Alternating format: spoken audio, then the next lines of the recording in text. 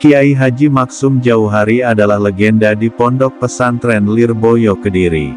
Selain mengajar ilmu agama, Gus Maksum juga dikenal sebagai pendekar pilih tanding di tanah air. Meski jasadnya telah wafat pada tanggal 21 Januari tahun 2003 silam, nama Gus Maksum masih disebut banyak orang hingga sekarang. Gus Maksum adalah ikon kejayaan ilmu bela diri santri Pondok Pesantren Lirboyo. Ajang pertarungan silat pencak dor menjadi salah satu monumen kenangan yang ditinggalkan Gus Maksum semasa hidupnya. Gus Maksum adalah putra dari Kiai Haji Abdullah Jauhari di Kanigoro, Kediri. Usai menyelesaikan pendidikan dasar di SD Kanigoro, Gus Maksum melanjutkan pendidikan ke Madrasah Sanawiyah Lirboyo. Selebihnya sisa masa mudanya dihabiskan untuk berkeliling dari kota ke kota mencari ilmu silat, tenaga dalam, pengobatan, dan kejadukan. Salah satu tempat yang menjadi jujukan Gus Maksum belajar ilmu silat adalah Ahmad Fatoni, seorang pendekar di Rengas Dengklok, Karawang, Jawa Barat, yang beraliran Cikaret dan Cikalong. Di luar itu, Gus Maksum juga berburu ilmu kepada sejumlah kiai di Kediri, Blitar, dan Cirebon. Badrul Huda Zainal Abidin atau Gus Bidin, keponakan Gus Maksum yang disebut-sebut mewarisi ilmu silat pamannya, menyebut jika Gus Maksum adalah pendekar yang tak memiliki lawan di masanya. Rambutnya yang dibiarkan gondrong menjadi ciri khas Gus Maksum hingga dijuluki pendekar si rambut api. Konon rambut beliau bisa menjadi api, kata Gus Bidin. Media massa nasional kala itu pernah menulis pernyataan Gus Maksum yang menantang semua dukun santet untuk menyantet dirinya. Dan beberapa santri menyebut upaya penyantetan kepada Gus Maksum selalu gagal. Segala macam ilmu hitam tak akan mempan kepada dirinya. Hingga kini Gus Bidin masih menempati rumah kediaman Gus Maksum, tepat di depan Masjid Lama Ponpes Lirboyo. Rumah itu tak banyak mengalami perubahan wajah selain penambahan beberapa ruang di belakang. Selain itu, keberadaan monyet-monyet yang dulu menempati halaman depan rumah Gus Maksum juga sudah tidak tampak. Penumpasan PKI. Di era penumpasan Partai Komunis Indonesia di wilayah Kediri dan sekitarnya, nama Gus Maksum berada di urutan teratas. Selain membela pesantren dan Nahdlatul Ulama yang menjadi musuh ideologis PKI, Gus Maksum punya alasan khusus untuk mengangkat senjata dalam penumpasan itu. Pondok pesantren milik ayahnya di Kanigoro, Kecamatan Keras, Kabupaten Kediri pernah diserbu oleh massa PKI. Bahkan di masjid pondok yang tengah dipergunakan kegiatan oleh aktivis Islam yang tergabung dalam Pelajar Islam Indonesia (PPI). Kala itu mereka sedang menggelar kegiatan mental training, mantra, di Kanigoro. Menurut Sari Emingahayu dalam Sisi Senyap Politik Bising 2007, Kanigoro terkenal sebagai basis PKI. Kawasan ini penghasil tebu untuk pabrik gula Ngadirejo.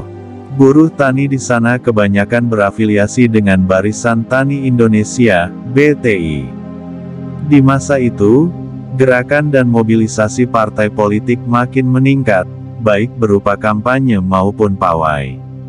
Suatu pagi, usai menjalankan sahur di bulan Ramadan, massa PKI tiba-tiba merangsek ke sekitar Masjid Kiai Haji Abdullah Jauhari.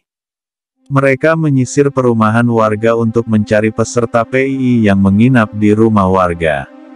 Sebagian massa menyerbu masjid dan melempar serta menginjak-injak Al-Quran. Tak hanya itu, peserta PII dan Kiai Abdullah Jauhari juga diarak menuju kantor polisi sektor. Setelah situasi reda, mereka kembali dipulangkan ke tempat asal. Perilaku massa PKI kepada ayahnya ini menjadi salah satu kemarahan Gus Maksum. Dalam peristiwa penumpasan PKI tersebut, almarhum Kiai Haji Idris Marzuki pernah menyampaikan jika kala dirinya berbagi tugas dengan Gus Maksum. Kiai Idris Marzuki bertanggung jawab atas kelangsungan pendidikan pondok, sedangkan Gus Maksum berperang menumpas PKI dengan dibantu TNI. Kiai Wong Cilik, meski berstatus pengasuh di Pondok Pesantren Lirboyo, Gus Maksum tak pernah memutus jarak dengan masyarakat di luar pondok. Setiap hari tamunya berasal dari berbagai kalangan, mulai pejabat, politisi, hingga masyarakat biasa. Dan hebatnya, Gus Maksum tak pernah memberi perlakuan istimewa kepada tamu-tamu penting. Semua harus antri sesuai kedatangannya. Semasa hidup Gus Maksum juga tak dikenal sebagai kiai pondok. Alih-alih menjaga kewibawaan, Gus Maksum justru kerap keluyuran untuk berinteraksi dengan masyarakat di luar pondok. Setiap kedatangan Gus Maksum seperti karomah bagi siapapun yang dikunjungi untuk mengadukan persoalan sehari-hari. Mulai usaha bangkrut, terlilit hutang, punya musuh, konflik rumah tangga, suami penjudi, dan lain sebagainya berkelindan di tangan Gus Maksum. Beliau juga tak segan meresmikan musola kecil di dalam gang, meski kala itu pergaulannya sudah di jajaran elit. Kedatangan Gus Maksum selalu dieluk-elukkan masyarakat. Gus Maksum tak hanya menjadi milik Pondok Lirboyo, tetapi seluruh lapisan masyarakat yang mengenalnya. Tradisi pencakdor, perang tanding antar sesama pesilat adalah salah satu metode pengajaran Gus Maksum kepada santrinya. Untuk menguji tingkat penguasaan jurus yang diajarkan, Gus Maksum meminta mereka untuk perang tanding. Jadi itu semacam ujian, kata Gus Bidin. Hingga kini tradisi perang tanding ini masih dipertahankan oleh Gus Bidin sebagai pengajar silat yang menjadi ekstrakurikuler pendidikan Pondok Lirboyo. Hanya saja, ajang pencakdor saat ini tak hanya dikhususkan untuk santri, tetapi terbuka lebar untuk masyarakat umum. Semua pendekar pencak bisa naik ke atas gelanggang untuk beradu silat dan saling menjatuhkan. Satu-satunya peraturan yang dibuat penyelenggara pertandingan adalah, di atas lawan di bawah kawan.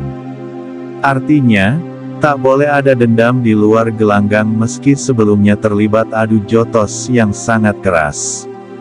Itulah pencak yang diajarkan Gus Maksum.